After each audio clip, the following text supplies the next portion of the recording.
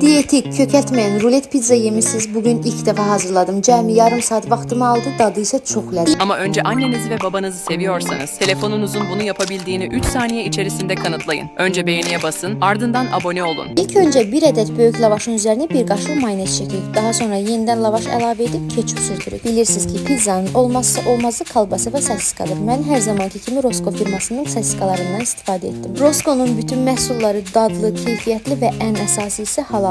Rosco'nun ən sevdiyim özelliği çeşidlərinin bol olmasıdır. Hər ağız dadına uyğun məhsulları var. Sosiskaları xırda-xırda doğrayıb lavaşın üzerine tüpürün. Daha sonra yenidən bir lavaş əlavə edib üzerine ketçuplayıb üzerine də pomidor düzülür. Sonda lavaşın üzerine Holland pendiri əlavə edib rulet formasında büküb kəsirik. Kəsdiyimiz lavaşları soba listinin üzerine düzüb üzerine də bol pendir əlavə edib sobada 15 dəqiqə pişiririk. Ağızda əriyən çox ləzzətli, çox yüngül pizzalar alınır. Videom qarşınıza çıxdısa səhifəmi izləməyi unutmayın. Hazırlayacaq olan hər kəsə indidən nuş olsun. Hələlik.